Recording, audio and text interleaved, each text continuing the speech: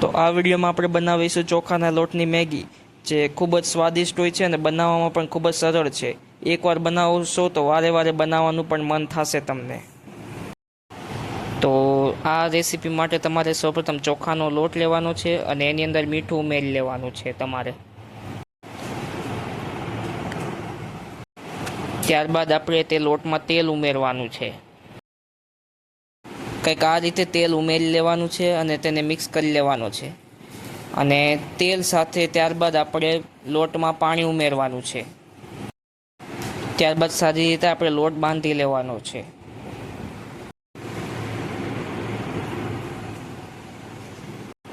હવે આપણો લોટ બંધાઈને રેડી થઈ ગયો છે કંઈક આ રીતે. હવે તેને આપણે ઢાંકી દેવાનો છે આ રીતે. હવે આપણે એક વાસણમાં બટેકા બાફવા માટે મૂકી દીધા છે. ત્યારબાદ તે વાસણ ઉપર આપણે જાળી ઢાંકી દેશું. હવે આપણે લોટને એક સંચામાં ભરી દઈશું અને સેવ પાડવા માટે આપણે સંચાને તૈયાર કરી લઈશું. કંઈક આ રીતે આપણે નૂડલ્સ પાડવા માટે તૈયાર કરી લઈશું. હવે આવી રીતના નૂડલ્સ પડી ગયા પછી 10-15 મિનિટ સેવને બાફવા માટે આપણે ઉપર ડીશ ઢાંકી દઈશું.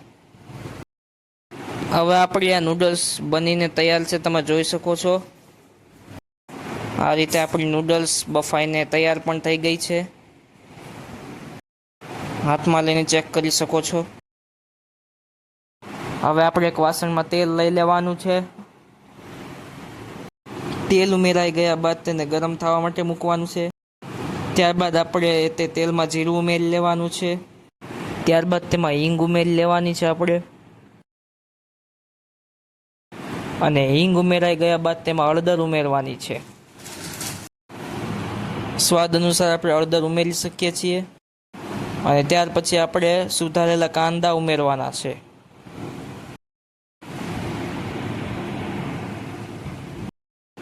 ત્યારબાદ ગાજર ઉમેરવાના છે.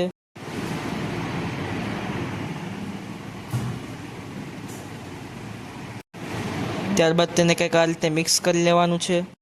અને ત્યાર પછી આદુ, લસણ અને મરચાંની પેસ્ટ ઉમેરવાની છે આપણે.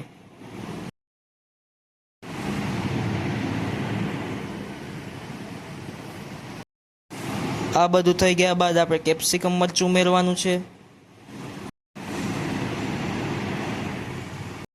અને હવે સ્વાદ માટે સ્વાદ અનુસાર મીઠું ઉમેરી લેવાનું છે આપણે. અને આ રીતે સારી રીતે મિક્સ કરી લેવાનું છે. ત્યારબાદ આપણે આ મસાલામાં કોબી ઉમેરવાની છે.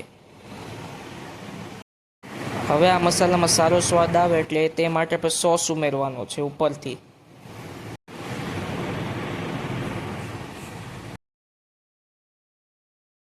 ત્યારબાદ તૈયાર થયેલા આ મસાલા પર મેગી મસાલો આપણે નાખવાનો છે.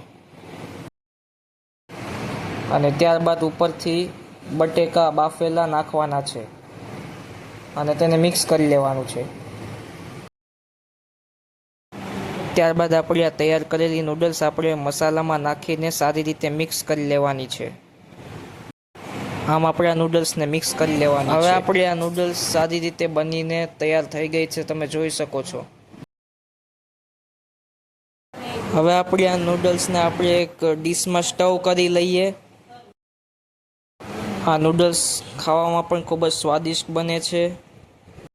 તો આવી જ નવી રેસીપીઓ માટે અમારી ચેનલને લાઈક કરો, શેર કરો અને સબસ્ક્રાઈબ કરો.